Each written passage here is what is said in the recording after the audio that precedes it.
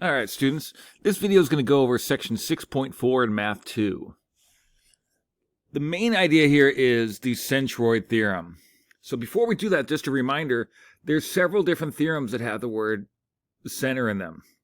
There's the incenter, there's the circumcenter, the orthocenter, and now the centroid. Okay, so the key thing here for how it's created is from the median, which goes from a vertex to the midpoint on the opposite side. Okay, so that's what this is trying to show. Okay, and like I said, each one's created by a different method. So some of them use an angle bisector, some of them use a perpendicular bisector. This one uses the midpoint and from the vertex. So the key thing here, though, to know is that P is a very important point, but it's not exactly in the center.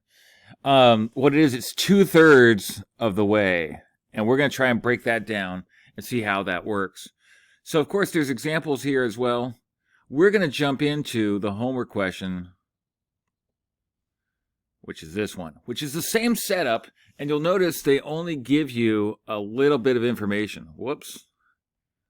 Take that off there. Sorry. Okay, they only give you a little bit of information. You can tell it's going to be a little bit messy. So we're going to draw on there, but I'm going to actually use paper instead.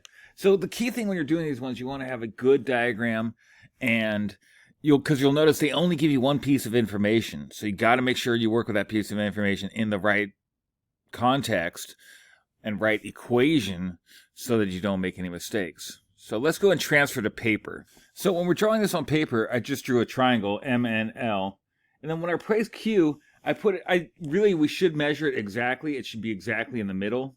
I just approximate it for what we're doing. But if you're really going to make it, you should draw it exactly in the middle. And then you connect it to N. And so I go about the middle of here, the midpoint of LN.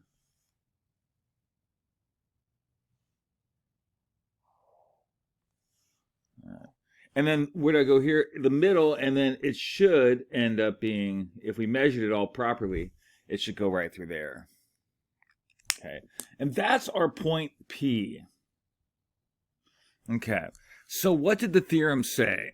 The theorem said this. It's 2/3 of the whole distance. That's what you want to read of it. BP is 2/3 of the whole distance, BF. CP is 2/3 of the whole distance. So what does that mean for us? I'll show you. So for our diagram, QN is the total distance, and they told us that equals 9. And I like to label that as given. All right. What it is now is then that the total distance is 9. Each part of this, there's 2 parts that make up that total, but it's not half and half. That's where the 1/3, 2/3 comes in. This is 2/3 of the total. This is 1/3 of the total. Okay. So let's switch over and let's find out what are they asking us for. I think they're asking PN and QP. All right, PN and QP.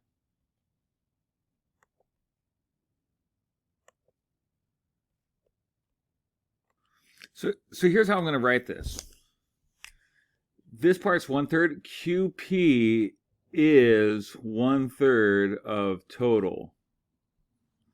And what I'm going to say here, PN, that's the other part. Put it in green maybe. PN is 2/3 of total. Okay, whoops. Whatever. Okay.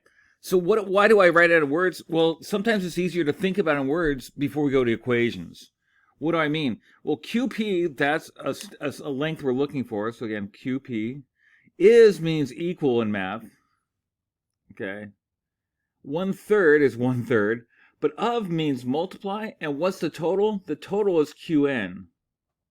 The total is QN. The total length is what we're talking about when I say total. But wait a minute. They already told us what QN is. We can plug that into there. So QP equals 1/3 times 9. And 1/3 of 9 is just 3.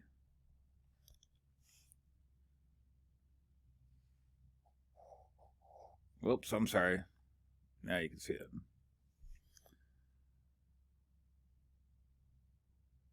Okay, so you might want to pause and try this on your own.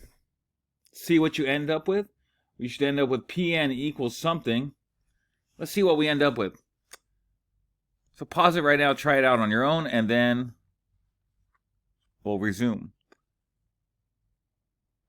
All right, now that you've unpaused it, Pn equals 2/3 of means multiply. Total is Qn, but wait, we already know Qn is 9. So this is 2/3 times 9. Now, if you don't have a calculator that will do fractions, let's zoom in on this. You want to change this into 9 into a fraction, 9 over 1. Then you multiply across the top. 2 times 9 is 18. Sorry, I messed up there. It's just a 2, not a negative 2. Made it look like a 2. All right. 2 times 9, 3 times 1. But then 18 over 3 really means 18 divided by 3. Whoops. Gotta zoom out a little bit.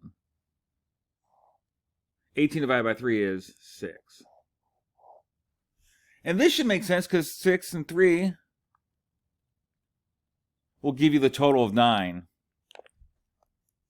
That makes sense? So this is 3, this is 6, and together the total distance is 9. All right. And that should make sense because this is 1/3 of 9, this is 2/3 of 9, and together the ratios match up or the totals match up to add up to 9. Either way you split it. Okay, next we're going to go over this one. And this is number 7. We're jumping ahead a little bit. The difference with this one is they gave you a fraction of the length. They did not give you the full length. CE, they gave you DE. Okay, and we can handle that. They're going to ask us for CD and CE anyway, so we only know information about the one segment. We don't know anything about the other triangle at this point. We just know this one segment. That's it. And that's all we need to know. Now, the key thing is a good diagram. Okay, so I started out there. Okay, let me put it over here. Now, what you need to do, make sure this is good. What I mean by good.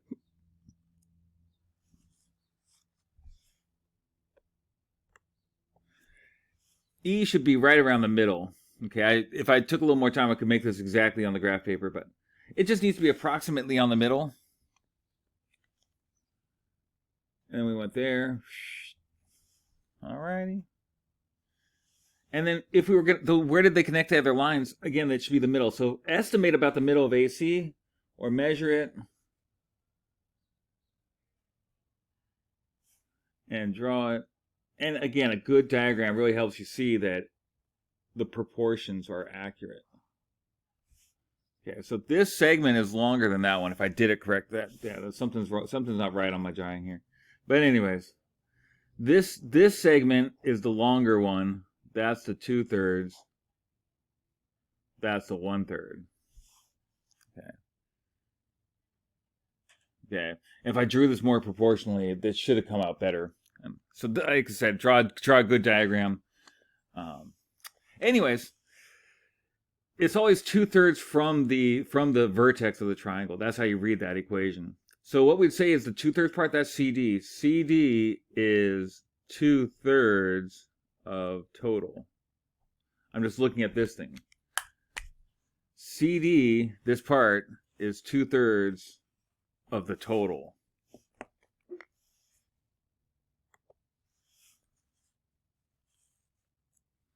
So CD equals 2/3 of means multiply, and the total this time is CE.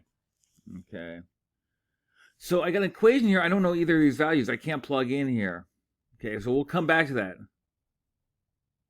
That's equation 1. We got stuck. Remember, there's also the 1/3 part. That says DE, right there, DE is 1/3 of total. Put a little dividing line so we don't run into that.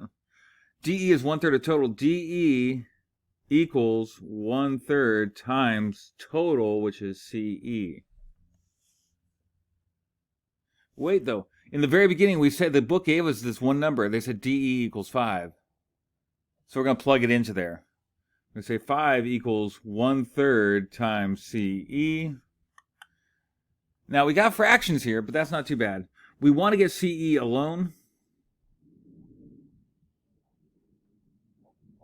So what do we do on both sides? We're going to multiply by the reciprocal. 3 over 1, 3 over 1. Because this will give us 3 over 3, or it'll cancel. And you'll just have CE. And 3 times 5 is 15.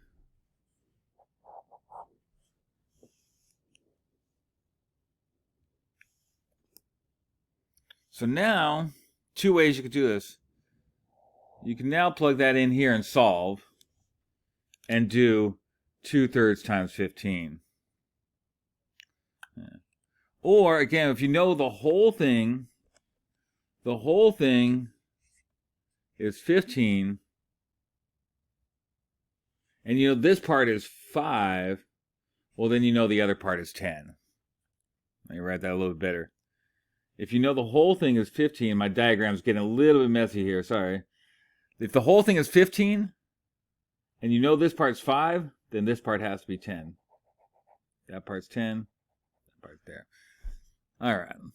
It looks really sufficiently messy. I apologize. But again, make yourself a good diagram and make sure you know which parts are which. But it's always going to be a 1/3, 2/3 with this centroid stuff.